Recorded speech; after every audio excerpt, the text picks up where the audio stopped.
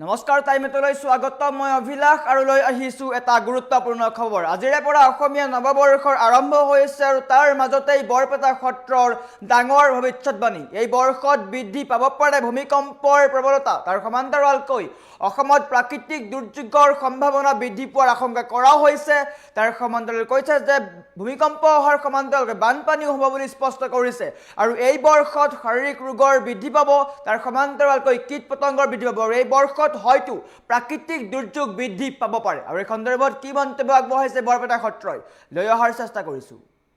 জনাই আছো টাইমে বিগ ব্ৰেকিং ডাঙৰ খবৰ নৱবৰ্ষই ৰাজ্যবাসীৰ বাবে কঢ়িয়াই আনিছে কেতবোৰ উদ্বেগজনক বাৰ্তা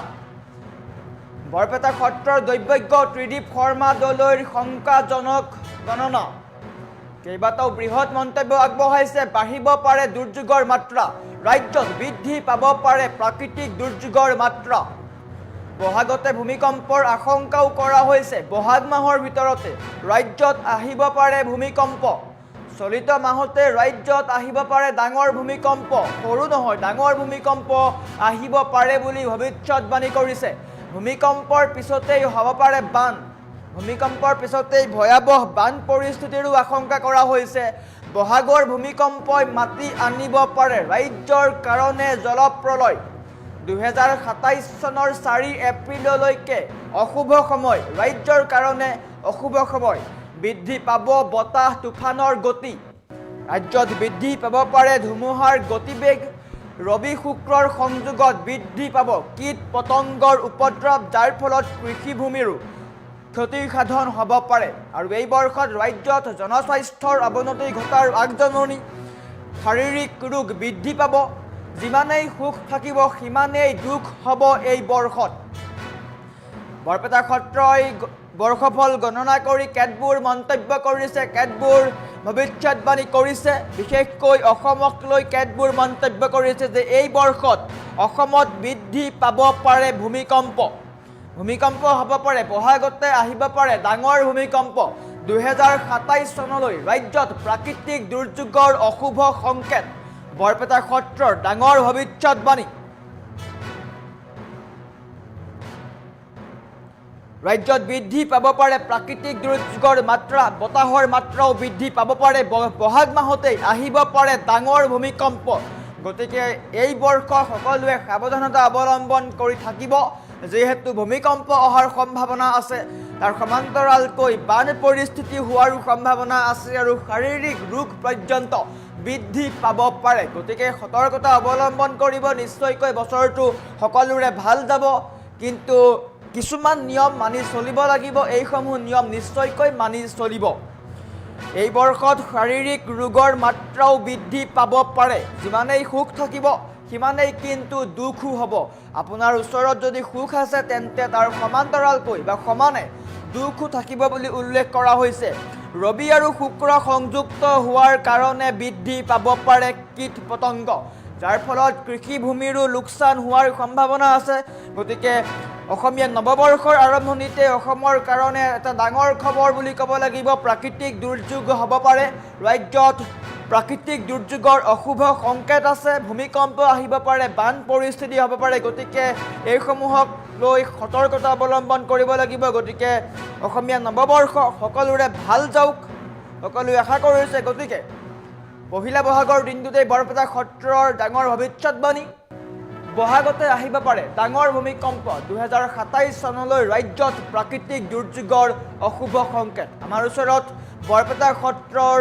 এক মন্তব্য আহি পৰিছে আমি মন্তব্য দেখুৱাৰ চেষ্টা কৰিছোঁ কিছু পক্ষ শুভকাৰক হ'ব কিছু পক্ষৰ অশুভকাৰক হ'ব ইয়াতে কাৰণ মই এইখিনি ৰাজ্যখনত গতিকে প্ৰাকৃতিক দুৰ্যোগৰ মাত্ৰা বৃদ্ধি বেছি হ'ব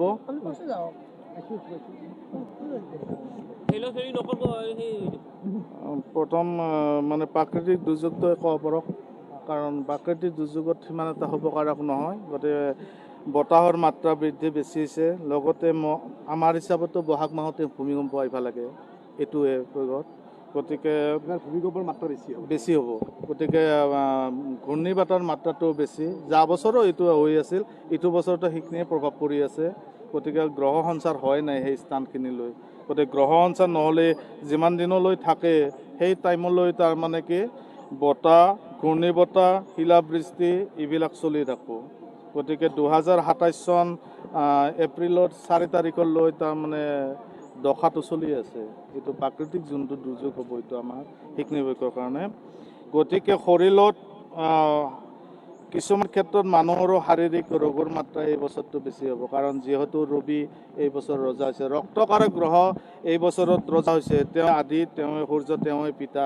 গতিকে শৰীৰত ৰোগৰ মাত্ৰা বেছিভাগ ৰোগ হ'ব উদৰ পীড়া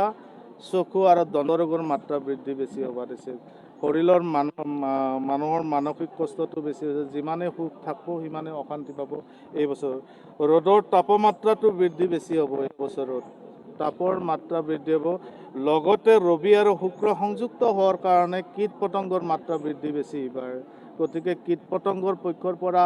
এই বছৰত কৃষি সমগ্ৰ এইবিলাকো ধ্বংস হ'ব পাৰে তাৰ পক্ষৰ কাৰণে সেইখিনি গতিকে বানপানীৰ ক্ষেত্ৰত আপোনাৰ ঠাই বিশেষে এইবাৰ বানপানী হ'ব কাৰণ পানীৰ মাত্ৰা এনে হিচাপত খুব কম হৈছে 50 পানী হৈছে গতিকে পৃথিৱীত হৈছে 10 পানী গতিকে কিন্তু এনেকুৱা হ'ব পাৰে যে ভূমিকম্প যেতিয়া আৰম্ভ হ'ব তেতিয়াৰ পৰা শিলাবৃষ্টি বা বানপানীৰ প্ৰভাৱটো বেছি হ'ব পাৰে এইটো বিষয়ৰ কাৰণে কাৰণ সাগৰত ধুমুহা বতাহৰ লগতো কথা আছে যদি এই বহাগ মাহ বা জেঠ মাহতে যদি ধুমুহা বতাহ আহে বা ভূমিকম্প আহে তেতিয়াহ'লে পানীৰ মাত্ৰাটো বৃদ্ধি বেছি হ'ব এইটো বিষয়ত গতিকে তাৰ লগত এটা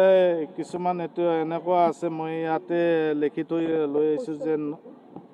শস্যৰ বৃদ্ধিটো মানে এইবাৰ কীট পতংগৰ মাত্ৰা বৃদ্ধি বেছি গতিকে কীট পতংগৰ মাত্ৰা বৃদ্ধি বেছি শস্য নাশ হ'ব পাৰে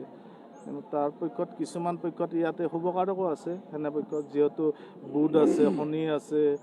এইবিলাক যিবিলাক ৰাজা মন্ত্ৰী আছে তাৰ পক্ষৰ কাৰণে কিছুমান ফলৱতী হ'ব পাৰে এইটো পক্ষত বা শস্যবিলাক যিমানে নাশ হয় নাক বৃদ্ধি মানে কি নাকবিলাক নহ'ব পাৰে